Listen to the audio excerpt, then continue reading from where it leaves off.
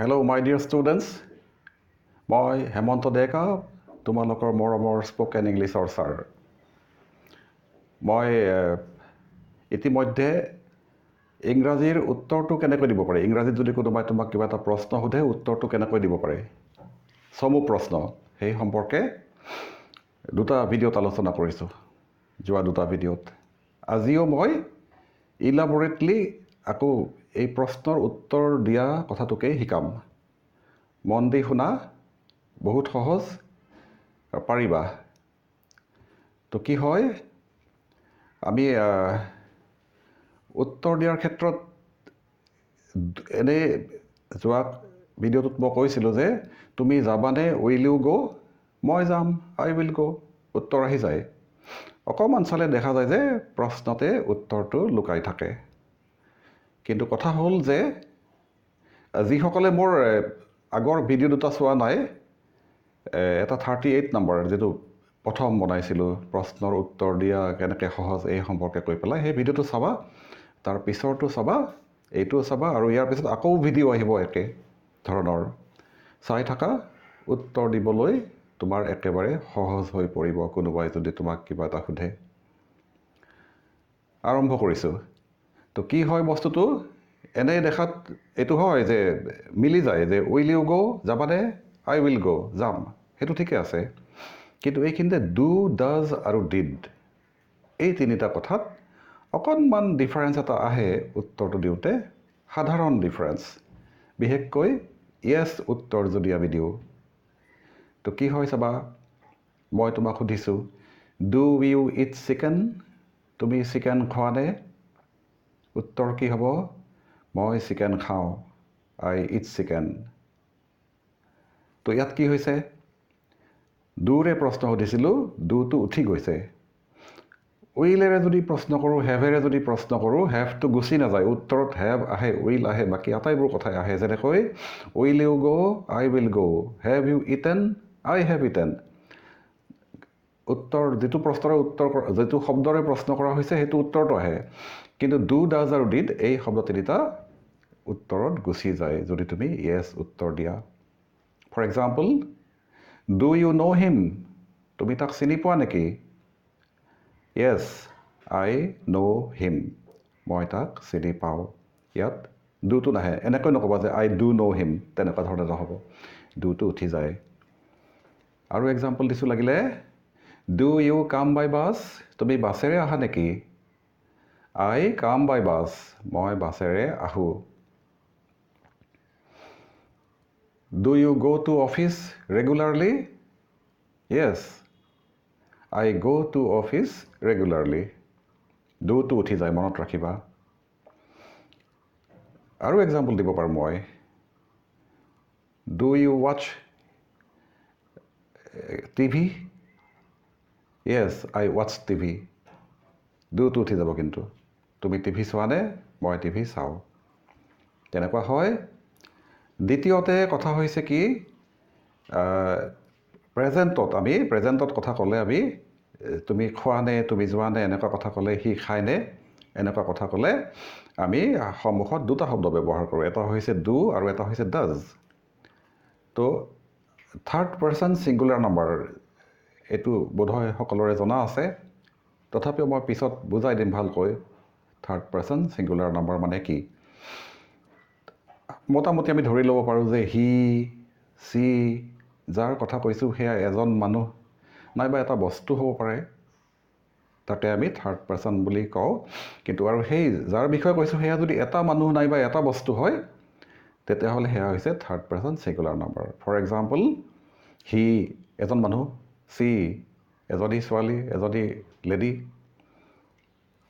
বেলেগ বস্তু হ'ব পাৰে, ৰাজধানী এক্সপ্ৰেছ এখন ট্ৰেইন, অক্সিজেন এটা গেছৰ কথা কৈছোঁ। এনেকুৱা কথাবিলাক আমি থাৰ্ড পাৰ্চন ছিংগুলাৰ নাম্বাৰ বুলি ধৰোঁ। তো কি হয়, যদি আমি সুধিব লাগে যে সি যায়নে, এইবাৰ আমি কিন্তু ডুৰে নহয় ডাজেৰেহে প্ৰশ্ন কৰিম। ডাজ হি গ', উত্তৰ আহিব হি যায়, হি গ'জ। সি খায়নে, ডাজ হি ইট, হয় সি খায়, য়েছ হি ইটছ। সি জানেনে? Does he know? হয়, সি জানে। Yes, he knows. এতিয়া হি চি বুলি নকৈ তুমি বদলাই দিব পাৰা। Does sir know'? ছাৰে জানেনে? একেই কথা হ'ব। ছাৰ ন'জ, ছাৰে জানে। তো এইটো কথা কি হয়, ডাজেৰে প্ৰশ্ন কৰিলে উত্তৰত আমি য়েছ যেতিয়া কওঁ ডাজটো উঠি যায়। ডুৰে প্ৰশ্ন কৰিলে আমি যেতিয়া উত্তৰ দিওঁ য়েছ বুলি তেতিয়া ডুটো উঠি যায়। Do you eat? I eat. Does he eat? He eats. এইটো কথা। তাৰপিছত আমি পাষ্টলৈ যাম। তো পাষ্টত কেনেকুৱা? পাষ্টত কিন্তু এই থাৰ্ড পাৰ্চন ছিংগুলাৰ নাম্বাৰ বুলি বস্তু নাথাকে আৰু সকলো উত্তৰ একেই হ'ব। ফৰ এক্সাম্পল, মই যদি সোধোঁ ডিড হি গ'? সি গৈছিল নে? সি গৈছিল। হি ৱেণ্ট। গ'টো ৱেণ্ট হৈ যাব আৰু ডিডটো কিন্তু নাথাকে তাত। Did you know'? তুমি জানিছিলানে? মই জানিছিলোঁ। I knew. ন'ৰ পাষ্ট নিউ। নিউ ব্যৱহাৰ কৰিব লাগিব। তুমি খাইছিলানে? Did you eat? Did you eat? মই খাইছিলোঁ। আই এট হ'ব। আৰু ইয়াত তুমি নিজে নিজেও এনেকৈ ভাবিব পাৰা। যদি প্ৰশ্ন যে এইকেইটাই তোমাক কোনোবাই কৰিব সেইটো কথা নহয়, প্ৰশ্ন বেলেগ বেলেগ কৰিব পাৰে, কিন্তু উত্তৰটো সেই একে ষ্টাইলতেই হ'ব। ডিডেৰে সুধিলে আমি ভাৰ্বটো পাষ্টলৈ গৈ পেলাই ক'ব লাগে। হা, ডিড ইউ কুক চিকেন? তুমি চিকেন ৰান্ধিছিলা নেকি? তো আই কুকড চিকেন। মই চিকেন ৰান্ধিছিলোঁ। Did you see the film? তুমি ফিল্মখন চাইছিলানে? I saw the film. চিৰ পাষ্ট কি হয়? চ হয়। I saw the film. তো এইখিনিতে মই এটা কথা ক'ম, ইংৰাজী যদি ক'ব খুজিছা এটা খুব ইম্পৰ্টেণ্ট কথা আছে, সেইটো হৈছে এই যে আমি কমনলি ভাৰ্বৰ লিষ্ট বুলি কওঁ, সেইটো আচলতে ইৰেগুলাৰ ভাৰ্বৰ লিষ্ট। কিছুমানে হাৰ্ড ভাৰ্ব বুলিও কয় বাৰু। সহজভাৱে বুজাবলৈ হ'লে এই সকলোৱে পাই আহিছে এইটো যে গ', ৱেন, গন, ডু, ডিড, ডান, কাম, কেম, কাম, এই যে লিষ্টটো আছে। ইয়াৰ ভিতৰত আটাইবোৰ আমি জনা দৰকাৰ নাই মানে নাজানিলেও হয় যদি আমি সাধাৰণভাৱে কথা ক'ব খোজোঁ। তো এই লিষ্টখন তুমি যিকোনো এখন গ্ৰামাৰতে পাবা, সাধাৰণতে শেষৰ পিনে থাকে। মোৰ দুখন কিতাপ আছে, দুইখনতে আছে এই লিষ্টখন, লাষ্টৰ পিনে, একদম লাষ্টত। তো কি হয়, ইয়াৰ পৰা তুমি দিয়াত মই বহুত দিছোঁ, কিন্তু কথা হ'ল আটাইবোৰ তুমি জানিব যে লাগিব সেইটো একেবাৰে ধৰা বন্ধা কথা নহয়। কিছুমান আমি নেজানিলে হয়। ফৰ এক্সাম্পল, এটা সৰু কথা কৈছোঁ, ডিগ, DIG, ডিগ। ডিগ মানে কি? খন্দা। এতিয়া কথা হ'ল, মই এটা সৰু প্ৰশ্ন কৰিছোঁ, তুমি কাৰোবাক কেতিয়াবা ইংৰাজীতে ক'ব লাগিব নেকি যে মই এটা গাঁত খান্দি আছোঁ, তুমি কি খান্দি আছা? এনেকুৱা ধৰণৰ কথাটো অন্ততঃ ইংৰাজীত ক'বলগীয়া পৰিৱেশটো নাহে, সেইটো ঠিক।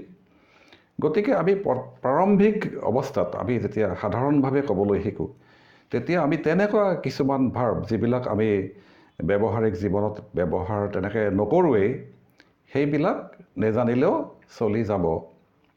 মই তোমাক সহজ কৰিবলৈহে কথাটো কৈছোঁ, পিছত শিকিবা, কথা নাই। তো কি হয়, তুমি এই লিষ্ট যিখনৰ কথা কৈছোঁ মই, মোৰ কিতাপ দুখনৰ পিছৰ পিনেও আছে, নাইবা তুমি এইটো যিকোনো গ্ৰামাৰ এখনত থাকেই সাধাৰণতে এই লিষ্ট অফ ইৰেগুলাৰ ভাৰ্বছ।